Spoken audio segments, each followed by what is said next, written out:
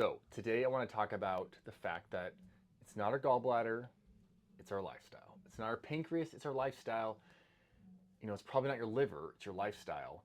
It's not the colon that's that issue, it's the lifestyle. It's the appendicitis. It's probably not the issue, though if your appendix is about to burst, you better get it taken care of. But it was not the appendix's fault that it burst. It was the lifestyle that created the opportunity for that.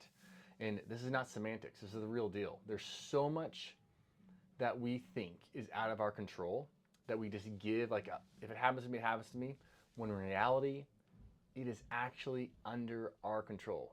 We actually have the capacity to make different decisions out of the hundreds of decisions we make in a day, or thousands of decisions we make over a week, or tens of thousands of decisions we make over a month that can affect whether or not our being ends up in a state of, I would say, emergency, needing emergency care, needing technology to help us out, versus carrying on and never even knowing that there was this other road that we may have ended up on, this other destination we may have ended at, if we wouldn't have made some lifestyle adjustments earlier on. And when I say lifestyle, I'm talking about the food information we give ourselves, the exercise information, the fitness information we give ourselves, the sleep information we give ourselves, the things we put before our eyes and our ears, the relationships we have, the media we consume, our work environment, our work schedule. All these impact, and are a part of the package that is our lifestyle, the styling of our life. And this whether or not, where this starts at literally is the sperm and the egg coming together. So moms and dads, we are a huge player in whether or not our children have lots of margin or very, very little margin. And if you ever got kids, you're like, man, my kids have no margin for error. Like any little sickness, any little illness, any little thing throws them off. Hey, you don't need to, yell at yourself. You don't need to do anything like that. You don't need to be shamed or anything like that. Just like we do what we can do right now to make adjustments. But, the egg and the sperm come together, and them coming together, the health of the mother, the health of the father that were there at the beginning, and then the growing of that baby inside the mother's womb, that is all the lifestyle before then decides whether or not this kid has a lot of margin or this kid has a little margin when they show up in the world. And for many of us, we know people who have lots of margin, or maybe we're one of those people who have lots of margin. I think most of us have way more margin than we realize, or we give credit to our being for, because of all the toxicity and all the junk and processed food and stress and low sleep and Red Bulls and Monsters, and just keep pushing, grabbing another donut on the run, another Smart Mart stop, and carrying on with life.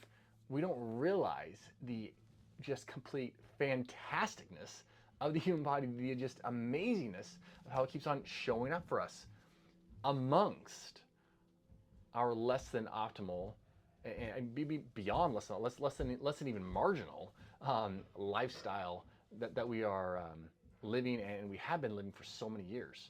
And so just because you may have come to life and find like, man, I feel like I have no margin, all these other people that can stay up all night, they can eat craziness, they can just live off of coffee and Red Bulls, and they seem to be doing fine.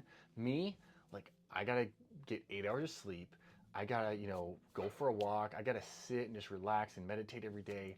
I've got to eat breakfast, lunch, dinner. I gotta have a snack every 3 hours because my blood sugar is all over the place.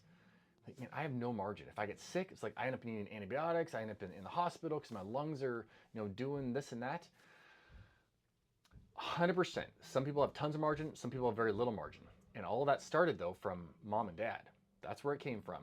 And we don't even feel terrible about that, but we just need to recognize that that is a fact, and let's take accountability for it.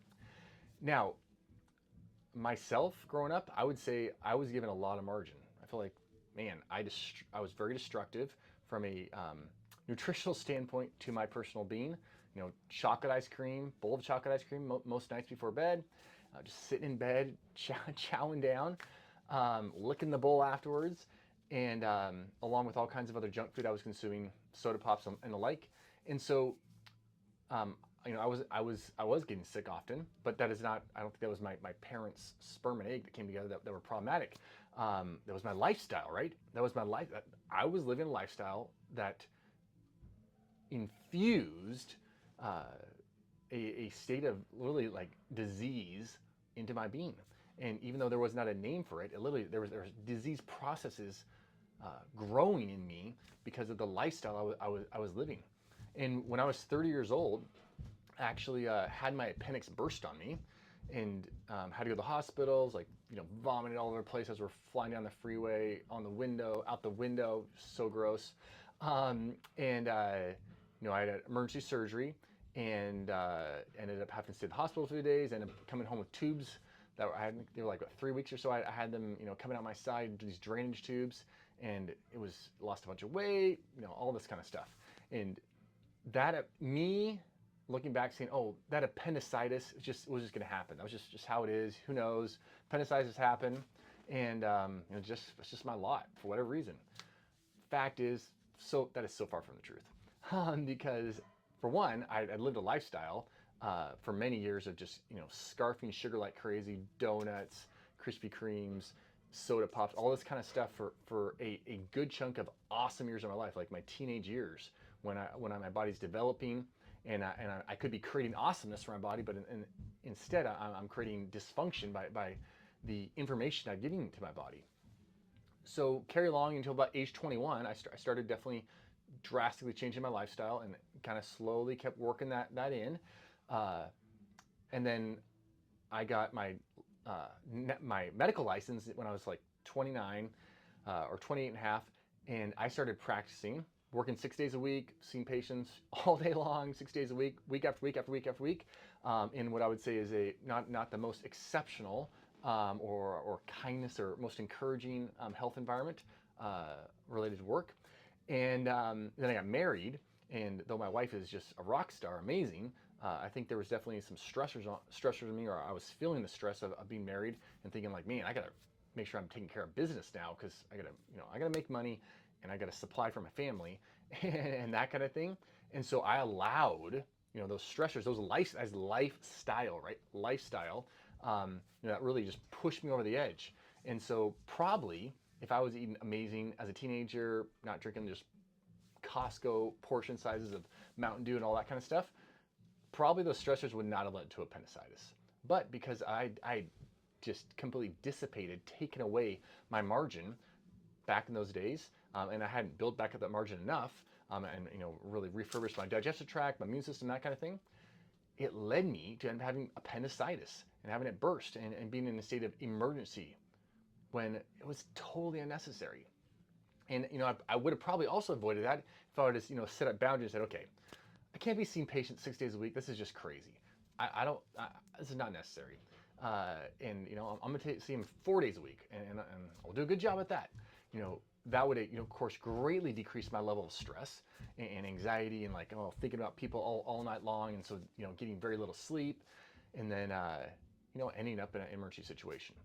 But I'm just giving that story to show that what, it can seem like, oh bam, what happened? Just appendix burst. Must have just been my time to have my appendix burst. In reality, it wasn't. It was lifestyle, and that's how it is. It's lifestyle over and over and over again. All these things that end up in emergency situations, outside of like a car crash or these kind of things. I broke my leg going on a ski slope. These are colitis, appendicitis, pancreatitis, gallbladder attacks, fatty livers, colitis. These are lifestyle induced. These are thousands of decisions over and over and over and over again that led up to the space where our body does not have the resources to combat. Even a person, say you have a high blood pressure, you're age 20. I've had high blood pressure since 20 years old, and say you're 45 now, and during those 25 years from age 20 to 45, you want to ask yourself, did I embark on significant, consistent, diligent lifestyle adjustments to make it so that when I'm 25, when I'm 30, when I'm 35, when I'm 40, when I'm 45, that I do not have this high blood pressure issue anymore. Or, where you put on medication at age 20, said, hey, you have high blood pressure, and you kind of just went out of life because your blood pressure is now pretty much normal on the high blood pressure medication.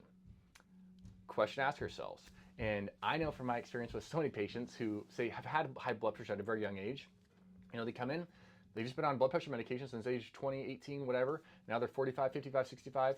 And, there hasn't been this diligence to make lifestyle adjustments. One, they probably didn't have the insights, wisdom, or encouragement to let's do something about this. There's something you can do about this. But, that wasn't done. That wasn't completed. And you got to think, okay, I made, 150,000 decisions with this, no insights related to my health accumulation lifestyle before. And now, just making 100 decisions towards health accumulation is probably not going to make up for the 150,000 decisions that we made in the other direction, right? So it's going to take a lot of good decisions, health promoting decisions related to our mind, our body, our emotions, our spirit, how we look at life, the foods we put into us, the physical activity we get, the sleep schedule, the work schedule we carry. It's going to take a lot. And I think we need to be okay with that. We say this is okay. If I want this thing, if I want to be free of, say, pharmaceuticals, if I want to be free of, not have like crazy arthritis when I'm in my 50s or 60s or 70s, if I want to be able to just do what I want to be able to do and be free in my health, then it's going to require that I make decisions consistently, diligently, over and over again that are contrary to what probably most of your friends, most of your family are making. And we're gonna have to be okay with that. Because if we don't do that, we should not expect a different outcome than the current outcome we're having. All right, I'm Dr. Matt.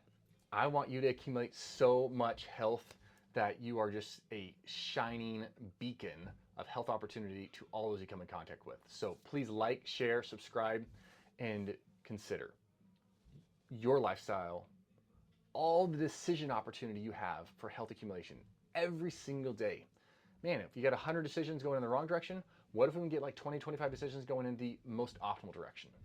And if you're like, man, I wonder what about my lifestyle I could adjust to encourage more health and vitality and vigor and the opportunity to get off pharmaceutical drugs and such, man, reach out and let us help you. All right.